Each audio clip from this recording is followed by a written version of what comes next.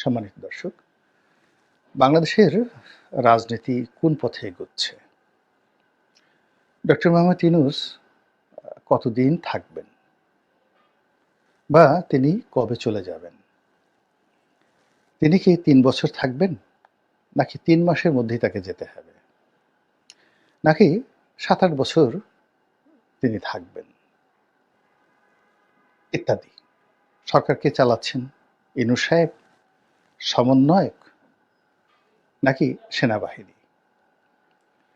আবার একথাও বলা হচ্ছে যে এখানে de facto প্রধান উপদেষ্টা কে? মোহাম্মদ ইউনূস, ডক্টর আসিফ নজরুল নাকি মাহফুজ? আলোচনা হচ্ছে দেশে এবং দেশের বাইরে, এবং একই সঙ্গে কানাঘুষা চলছে, নানা রকম কানাঘুষা। কেউ কেউ তো সামরিক শাসনের কথা বলছে, কেউ বলছে শেখ হাসিনা এই এলো বুঝি, আবার ভারতের মাতব্বরি, এসব যেমন আলোচনা হচ্ছে তার সঙ্গে সঙ্গে আলোচনা হচ্ছে যে এই মুহূর্তে রাজনীতির অঙ্গনে কারা শক্তিশালী, বিএনপি, জামাত নাকি সমন্বয়ক? তারপর আলোচনা হচ্ছে যে সংস্কারগুলো করা হচ্ছে, আসলে এগুলো কি দরকার আছে, বা আদৌ এগুলোর কোনো প্রয়োজন আছে কিনা, বা এই যে একটা দীর্ঘমেয়াদী একটা চক্রের মধ্যে যে সরকার জড়িয়ে পড়ছে সংস্কারের নামে, এটি সামাল দেওয়া যাবে তো? তারপর আমাদের দৈনন্দিন সমস্যাগুলো কি? এই সমস্যাগুলো সরকার কি বুঝতে পারছে যে ব্যাংকিং অবস্থা ভালো নয়, ব্যবসা বাণিজ্যের ১২টা বেজে গেছে, এবং মানুষের পেটে যখন খাবার না থাকে, কারো কাজকর্ম না থাকে, তখন আপনি তাকে যতই স্বর্গের কথা বলেন, জান্নাতের কথা বলেন, হুর এর কথা বলেন, পরীর কথা বলেন, ওসব না শুনে সবার আগে বলে যে ভাত দে হারামজাদা, আগে খাবার দে। এখন গত এই একটা বছর ধরে সত্যিকার অর্থে যে অস্থিরতার মধ্যে আমরা কাটাচ্ছি, শারীরিক, মানসিক, অর্থনৈতিক, এটার একটা একেবারে প্রান্ত সীমায় চলে এসেছে। এবং চলে আসার পরে যখন এই যে এখন সরকারের যারা কর্তা ব্যক্তি রয়েছেন, তারা যে সকল কথাবার্তা বলছেন, সে সকল কথাবার্তা আমাদের মনেও শান্তি দিচ্ছে না।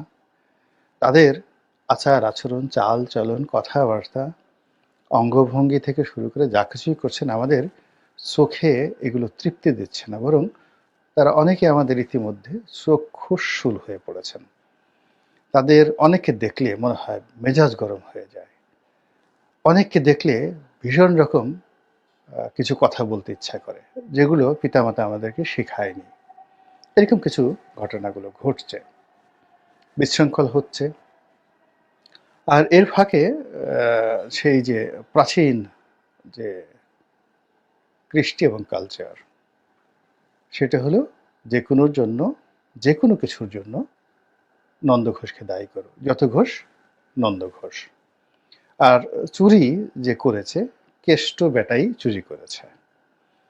তো এখন সরকারের মধ্যে সবাই ডক্টর আসিফ নজরুলের প্রতি বিরক্ত, তাকে পয়েন্ট আউট করে সরকারের ভেতরে, সরকারের বাইরে, রাজপথে, সব জায়গাতে বিষোদ্গার ছড়ানো হচ্ছে। আবার আর একটা গ্রুপ উপদেষ্টাদের মধ্যে মাহফুজ যিনি আছেন, তাকে লক্ষ্য করে, উদ্দেশ্য করে রীতিমতো নানা রকম ট্রল করছেন। কেউ কেউ বলার চেষ্টা করছেন যে তিনিই নাটের গুরু, তিনিই মাস্টার মাইন্ড, তিনি ডক্টর মোহাম্মদ ইউনূসকে চালাচ্ছেন এবং তার কারণেই এত সব হচ্ছে। আবার বাইরে যারা আছেন, রাজপথে যারা আছেন, তাদের মিশ্র প্রতিক্রিয়া। বলছে যে শেখ হাসিনা এখনো কলকাঠি নাড়ছেন, আওয়ামী লীগের যারা লোকজন পালিয়ে আছেন, রাজা, মন্ত্রী, এমপি, রায় বাহাদুর, খান বাহাদুর যারা ছিলেন, তারা কলকাতাতে বসে, দিল্লিতে বসে, তারপরে আরবে বসে, আমেরিকাতে বসে তারা কলকাঠি নাড়ছেন। আর তাদের যারা দোসর রয়েছেন প্রশাসনে, প্রশাসনের বাইরে, ব্যবসা বাণিজ্যে, সব জায়গাতেই এগুলো সব একসঙ্গে কাকা হাওয়া করে উঠছে, আর ইউনূস সরকারকে বিপদে ফেলছে। আবার এক পক্ষ বলার এই কথা যারা বলছেন, তাদের আবার প্রতিপক্ষ বলছে যে তাহলে বিএনপি কী করছে, জামাত কী করছে? দেখো দেখো দেখো, 15 বছর আওয়ামী লীগ তো চালালো, এখন 100 দিনও হয়ে সারতে পারলো না।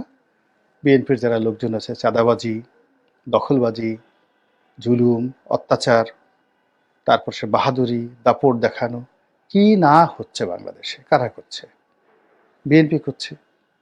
এখন কোনো কিছু হওয়ার আগেই যদি এরকম হয়, মানে ক্ষমতা পেল না, এখনই তারা এত কিছু দেখাচ্ছে, যদি ক্ষমতা তারা পেয়ে যায়, তাহলে না জানি আমাদের কি করবে, আমাদের টুটি চেপে ধরবে, হলকুম চেপে ধরবে এবং বলবে আগামী 20 বছর প্রথমত তোরা কথা বলতে পারবি না, ফার্স্ট থিং। তো এখন এই জিনিসগুলো নিয়ে আলোচনা হচ্ছে, ভীষণ রকম আলোচনা হচ্ছে। এবং বিএনপিকে যারা ক্ষমতায় দেখতে চেয়েছিলেন, আশা করেছিলেন, তারা এখন বিএনপিকে ভয় পাচ্ছেন, বিশেষ করে আমলাতন্ত্র। আরও বিশেষ করে বলতে গেলে সামরিক বাহিনী এবং জুডিশিয়ারি, বিচার বিভাগ এবং সামরিক বাহিনীতে ভীষণ রকম নেতিবাচক একটা প্রতিক্রিয়া তৈরি হয়ে গেছে। তারা চিন্তা করছে যে জনারণ্যে সাধারণ মানুষের মধ্যে যদি এই ঠিক 1 সপ্তাহের মধ্যে, শেখ হাসিনার পতনের 1 সপ্তাহের মধ্যে যদি এই ঘটনা তারা ঘটাতে পারে, তাহলে ক্ষমতায় আসলে এরা যত কথাই বলুক না কেন, 1/11 সময় যা যা করা হয়েছে এর সব কিছু তারা কড়ায় গণ্ডায় হিসাব নেবে। এবং ইতিমধ্যে পুলিশে তারা দেখেছে যে যারা বিএনপি পন্থী ছিলেন তারা হঠাৎ করে কিভাবে ফিরে এলেন ম্যাটিকুলাসলি, এবং কাউকে চোখ বোঝার কোনো সুযোগ না দিয়ে। 2 নম্বর হলো কারা ফিরে এসেছেন, যাদের বিরুদ্ধে বিস্তর অভিযোগ ছিল এবং কোনো অবস্থাতেই রেপুটেশন ছিল না, এই লোকগুলো একেবারে রাজার বেশে ফিরে এসে তারা একেবারে যত কাঙ্ক্ষিত পদ পদবিগুলো আছে সেগুলো তারা দখল করে বসেছে। সিভিল সার্ভিসেও তদ্রুপ। এখানে সিভিল সার্ভিসে তুলনামূলকভাবে ঠিক অনেক খারাপ মানুষ, পুলিশের যে সকল খারাপ মানুষ, ধরুন হারুনের মতো ডুপ্লিকেট কপি যারা বিএনপিতে ছিল, বিপ্লব এর মতো কার্বন কপি পুলিশে বিএনপি পন্থী যারা ছিলেন,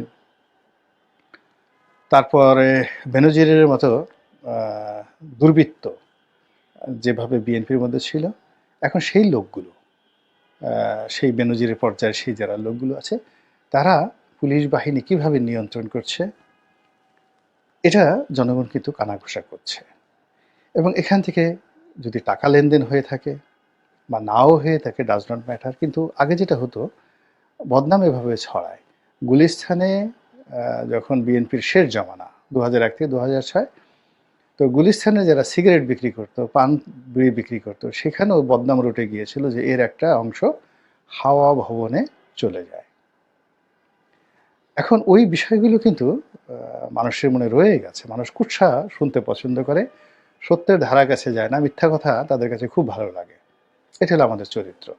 তো সেই দিক থেকে এখন পুলিশ বাহিনী, সিভিল সার্ভিসে যে সকল প্রাইস পোস্টিং হয়েছে দলীয় ভিত্তিতে এবং খুব দ্রুততার সঙ্গে, তো সবাই বলার চেষ্টা করছে এটাতে এমনি এমনি হয়নি বাপু, আমরা ডাল ভাত খাই, ডাল ভাতের সঙ্গে আবার আমরা একটু কাঁচামরিচ খাই, পেঁয়াজ খাই, আচার খাই।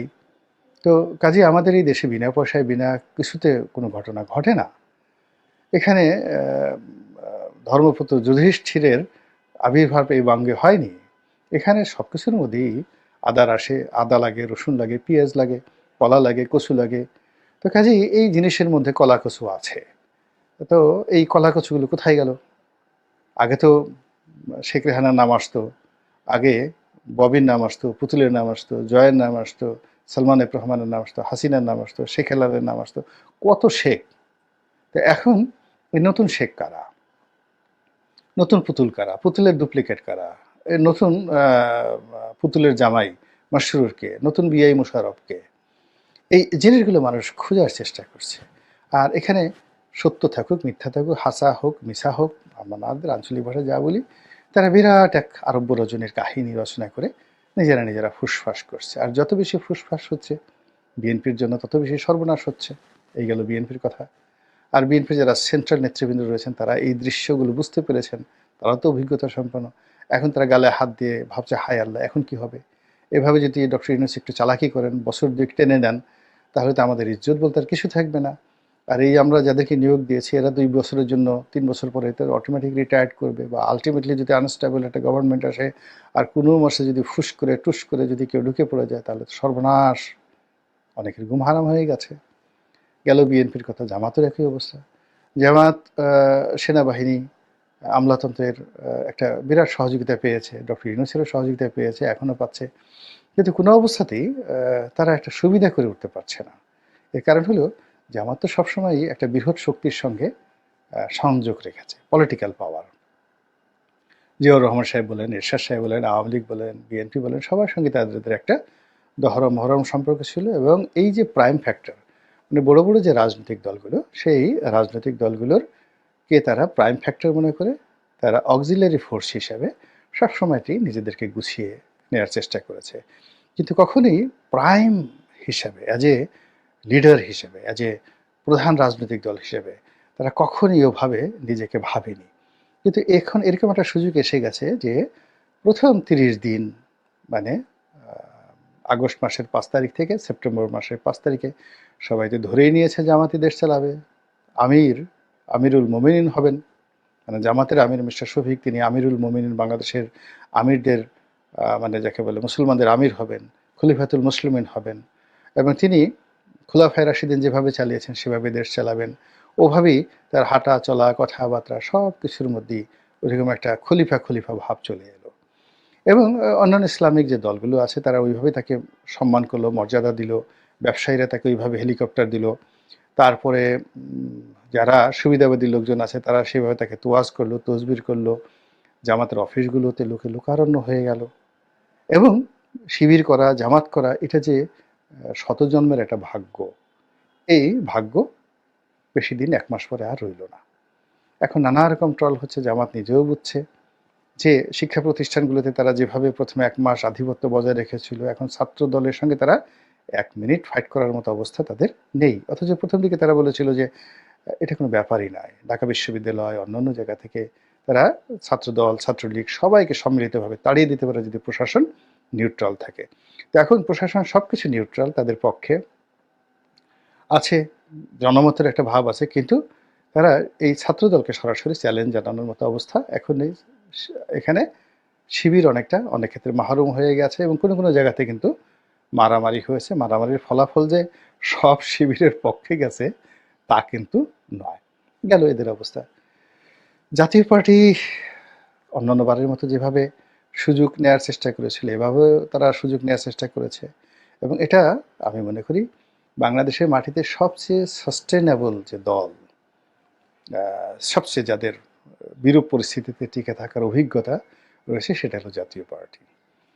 তো সেই জাতীয় পার্টি প্রথমে তারা অতীতের মতো নেগোসিয়েশন করেছিল, মধ্যে মাসখানেক খুবই বিপদে ছিল, তাদের অফিস আক্রমণ হয়েছে, জিএম কাদের সাহেবকে টার্গেট করে বিভিন্ন কথাবার্তা বলা হয়েছে, তাদেরকে বিভিন্ন জায়গায় অ্যাবান্ডন করা হয়েছে, যাইতে দেওয়া হয় না। কিন্তু গত এই 15 দিন হলো তারা আবার স্বরূপে ফিরে এসেছে, খুবই গুরুত্বপূর্ণ হয়ে পড়েছে। তারা সংস্কার কমিটির নেতাদের সঙ্গে দেখা করেছেন, এখন ঘন ঘন সংবাদ সম্মেলন করছেন। জিএম কাদের সাহেব আবার এসে তিনি রাজনৈতিক সবক দিচ্ছেন, এবং তিনি আশ্চর্য ব্যাপার আওয়ামী লীগের পক্ষে কথা বলছেন এই সময়টিতে, এবং বীরের মতো।